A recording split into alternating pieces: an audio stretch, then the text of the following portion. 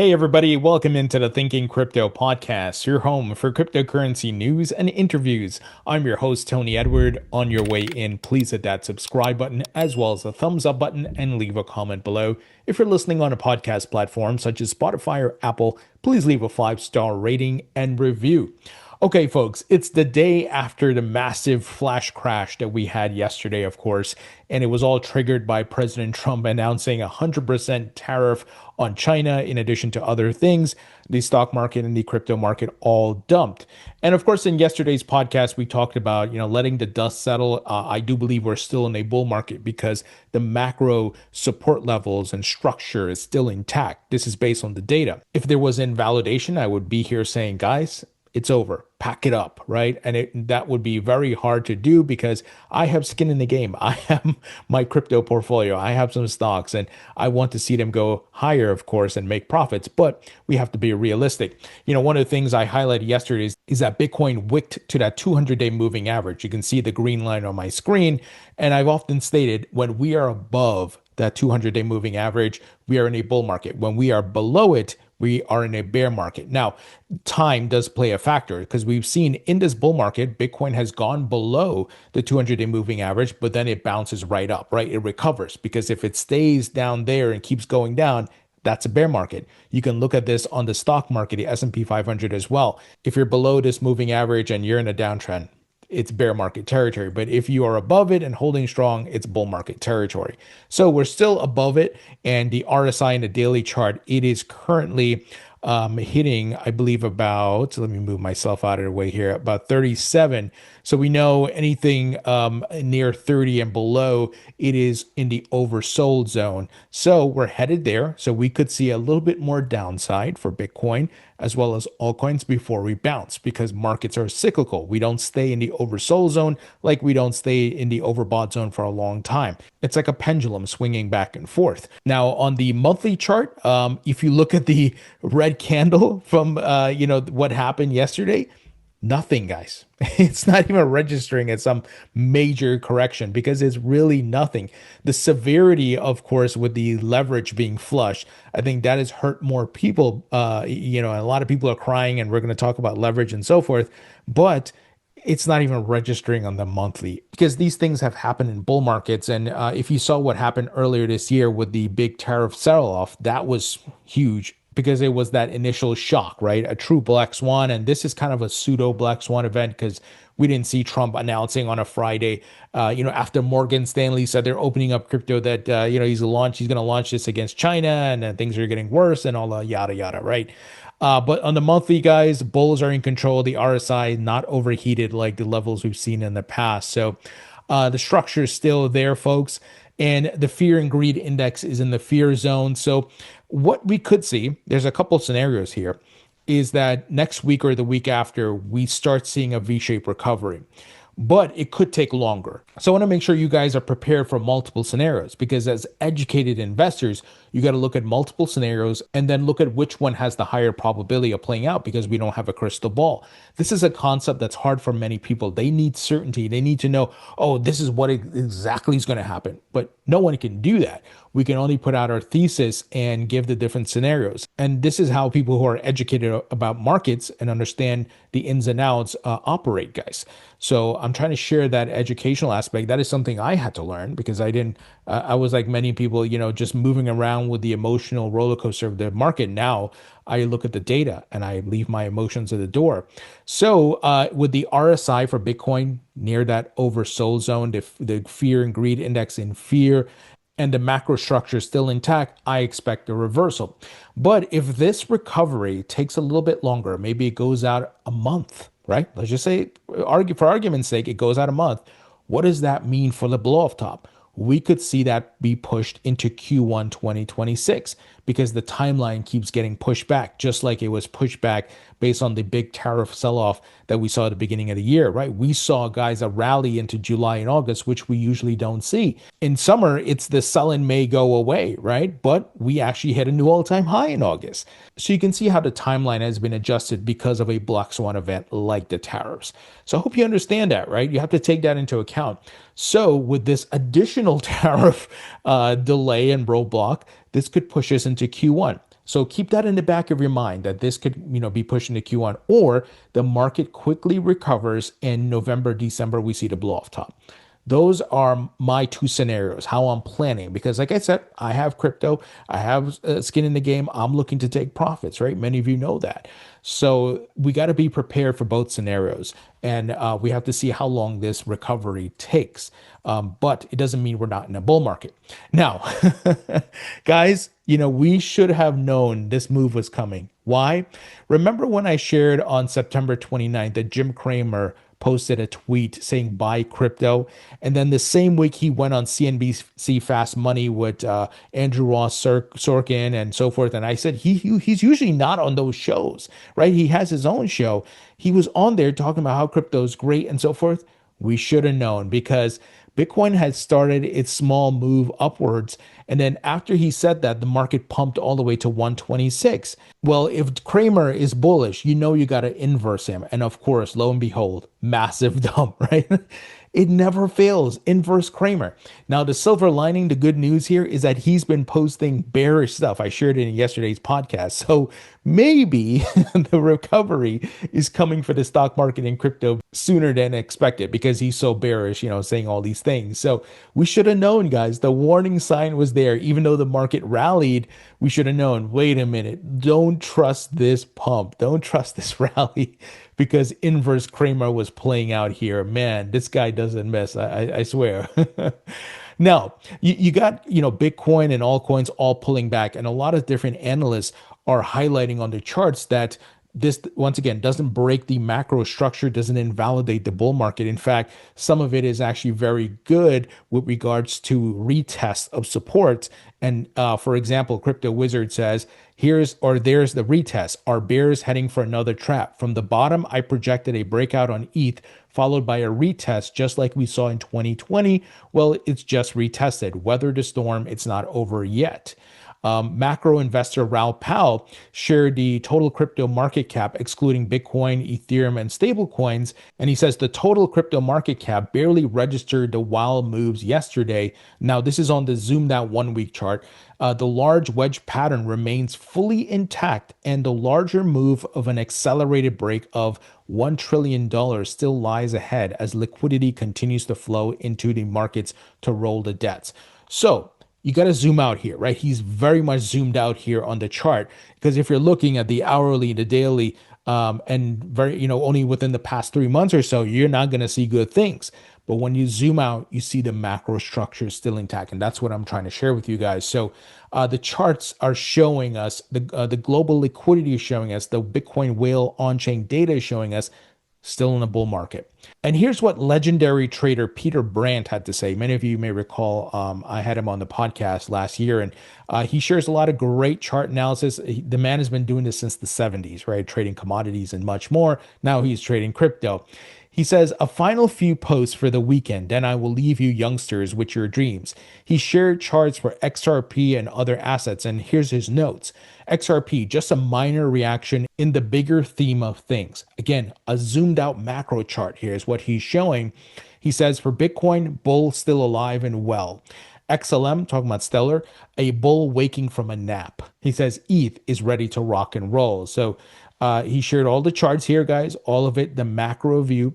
Again, no invalidation of the structure. So this is not an emotional take, guys. This is just the data. If you go study the charts and look at the patterns, it's all there, right? What's interesting, and this is a sign of things to come. Many of you may know this, but Zcash, the privacy coin, that has been pumping and it held up. It almost didn't get affected by this pullback. And it's like this anomaly, but it's a sign, guys, because things like this don't happen in a bear market. When a bear market, everything's going down, right? Nothing's pumping after a flash crash like this, right? So Zcash, I think, is kind of the rotational liquidity from BNB, which has been going nuts. If you look at Zcash on the chart, even on the 7-day, this thing didn't even register the pullback like we saw with the other altcoins. It's wild, man. Even if you look at its weekly chart and so forth, it's crazy. So again, these little breadcrumbs are showing us bull market's still intact. Now, I shared some thoughts today, which I think are very important. It's a reminder for many of us who have been in the market, but also for the new people, it's important to know because you see a lot of people crying today and it's not the spot holders, it is the leverage players. I keep telling you guys, don't use leverage.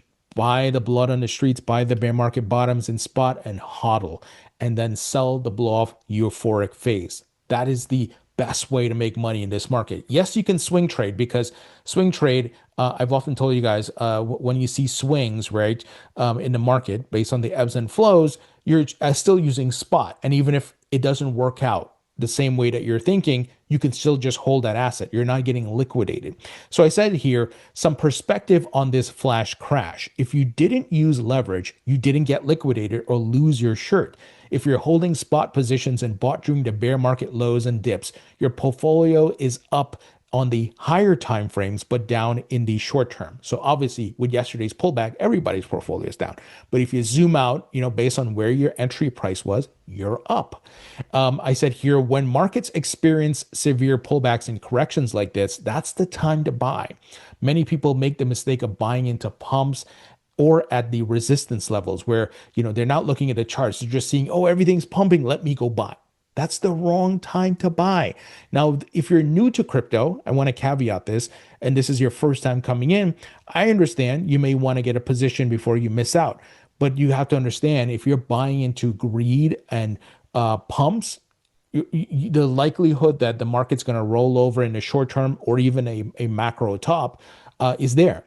So you have to figure out where are we in the cycle. So that's why it's very important to be a contrarian to what's happening in the mainstream and much more, and buy when everybody's fearful and buy in the dips. Like the flash crash, that is a gift. You have to look at it as a gift to be able to enter the market at these prices because we know the top is not in based on the data. So it's hard, but you have to unlearn the mainstream programming from the likes of Jim Cramer and CNBC Fast Money, right? And things like that. You got to be able to learn some of these market cycles and signals and data points and charts. You don't have to be a Wall Street expert. That's not what we're doing here. But we need to know enough so that we're not fooled and we don't become dumb money. We want to be smart. We want to be on the side of smart money. So, I said, learn to buy when there's blood in the streets. Of course, always do your own research and only invest what you're willing to lose. I also added the following. Let this flash crash be a reminder of the following. A bear market will come after this bull market tops. Markets are cyclical. And narratives such as utility. Institutions are here buying. ISO 20222 or whatever number is out there, a Fed now and this and that. Don't matter. They're just narratives. The game is liquidity. Markets follow global liquidity. You have to play the cycles by buying the blood on the streets and selling the euphoric greed tops. So time and time again, the people who are screaming utility and this and that narrative, right? When the market pulls back and everything pulls back due to different factors or cyclicality or quantitative tightening and the Fed and the central banks, sucking out the liquidity, everything corrects. People forget that. And they get caught up in the narrative because the narrative is the shiny thing that makes you think it's going to go up forever, right? But markets don't go up forever. They're cyclical. Now, if you're looking at a 50-year time frame, of course, it just looks like this incline, but we don't live by 50-year time frames. So many of us are on more short term, 3-4 years, even 1 year, right? So we need to understand the cyclical pattern, take our profits accordingly, buy the blood on the streets accordingly, and rinse and repeat, right? So this is something to keep in mind, guys. So important to keep in mind. Now, I know there's the outliers, the people who are saying, hey, man, Tony, I'm holding for 10 plus years. Yes, but you're an outlier. The majority of us, including myself, need to take some profits because we have life to live. We got family, we got debt to eliminate, we got to spend. Some of you want to buy a house. Some of you want to do upgrades to your house. I want to do upgrades to my house, right? So it depends on your financial situation, but the majority, obviously, we have to ride the cyclical patterns. So don't get blinded by narratives. People sell you all types of fairy tales. The important thing is the data, and markets are driven by global liquidity. Folks, this episode is brought to you by Propy. Propy's leading the charge with putting real estate on chain. I am a Propy token holder. I have been since 2018. I remember buying this token on Bittrex. And when I discovered them, I realized they were ahead of the curve with putting real estate on chain, disrupting the world's largest asset class with blockchain technology. So you can use property to buy and sell your house or condo or whatever it is and get crypto. You can sell it for crypto. So that's amazing. And they've put deeds on chain. They've created NFTs for properties. They're a licensed Web3 pioneer. They've been operating since 2017, and they've facilitated over $4 billion in transactions. And folks, they use Coinbase for the crypto escrow service for the buying and selling. Once again, I'm very bullish on this project. And in fact, billionaire investor Tim Draper, he is invested in this project. He was an early investor and he's still very active promoting them. And he's still a holder of equity in the company and tokens and much more. So, guys, we know real estate's going on chain and Propy's leading the charge. So if you'd like to learn more, go to propy.com. Link will be in the description. Now, look at this news. Galaxy Digital, that's Mike Novogratz's firm, raises $460 million to transform Texas Bitcoin mine into an AI data center. So what we're seeing is that these Bitcoin miners are now expanding to AI data centers to offer compute because I think that's a big business as well. So it's smart that they're doing that and diversifying their revenue. So interesting move here by Mike Novogratz. Let me give you some more details. So they secured that $460 million private investment from one of the world's largest asset managers to accelerate the transformation of its former Bitcoin mining site in Texas into an AI data center. The deal involves the purchase of 12.77 million Class A shares at $36 per share, with the proceeds earmarked for general corporate use and the expansion of its Helios campus, expected to deliver 133 megawatts of IT capacity in early 2026, the company announced Friday. So expect to see more Bitcoin miners doing these things, guys, because AI, of course, is another technology that's running in parallel with blockchain, and they complement each other, and not to mention robotics, even the solar energy movement. And then you got space exploration. There's so much happening, guys. So very interesting news here. Look at this. Trump mulls pardon of Binance founder Changpeng Zhao, known as CZ, amid concerns over optics. So at some point, I feel like he's going to pardon CZ. Look, Trump is very transactional. We've seen him pardon some people, some very controversial folks, and some who I don't agree with, but hey, it is what it is. So discussions with the White House are heating up concerning the possibility of President Trump pardoning Binance co-founder CZ. In the wake of the report, the likelihood of it happening increased significantly on the prediction platform Kalshi. So the prediction markets are saying it's going to happen. It looks like it will. But I think CZ, look, in the first place, I don't think CZ should have went to jail. Look, there was the wild, wild west of the crypto days, and should they have fined Binance? Sure. And they did, right? I mean, the CFTC fined them and so forth. I don't think CZ had to go to jail. I think he went to jail for like 30 days, though. And I think this is one of those optics things. Like, we need to show these that, crypto must abide by the rules of go to jail for 30 days, CZ, and that type of thing, right? But come on, right? So let's see what happens here. Final news item here. Judy Shelton, who's a monetary economist, and I believe she worked with the first Trump administration, maybe even the Biden administration. But she was recently interviewed, and she says that she envisions a gold-backed stablecoin called Solidus, if I'm saying that right, a modern digital currency partially backed by gold convertible treasury, a nod to the ancient Roman coin that stood for strength and trust. This idea could fuse blockchain transparency with sound money integrity. Imagine a US issued digital dollar tied to gold, not by decree, but by convertibility, restoring faith in money with harnessing technology to enable faster borderless transactions. In yesterday's podcast, I told you guys about massive amounts of countries, the big ones like US, UK, and much more, are working on a stable coin that is pooled together based on the G7 countries' currencies. So what we've seen over the past 5 years or so is central banks have been hoarding gold. So what Judy's highlighting here, it feels like the setup is there, right? And notice she said it will be partially backed by gold. So I think they will, of course, pool their currencies together, use gold, maybe crypto, Bitcoin, right? We'll see what they use, but Do you see the direction things are heading in? The use of blockchain technology. There's people who say this is all a scam. They don't realize what the hell is happening, but that's the nature of markets. They will be the laggards. They will be the latecomers, and they will miss out on the gains and the opportunity, right? So this is why you want to educate yourself, stay up to date with what's happening, because there's a huge opportunity here. But the governments, guys, maybe this solves the fiat problem. I don't know, but maybe it does. Where we go back to a hard money standard, and if currencies are on the blockchain, you know, governments, I think they will have to print, so to speak, right? Issue more of the stable coins or the digital currency, but they can easily burn it and they can be very surgical with it. So if a certain section of the economy needs or has issues, they can maybe program the digital currency to do certain things, but they don't have to print as much, kind of blanket spread liquidity all over the place, which causes inflation and debasement, right? But maybe they're a bit more surgical with it. And maybe when things are getting overheated, they can easily withdraw that liquidity and they don't have to do quantitative tightening from a macro standpoint, but once again, surgical. Okay, this state or this region is seeing high inflation. Let's start sucking out liquidity there. I'm just spitballing, right? The things that they can do and control and see real time will happen because of blockchain, right?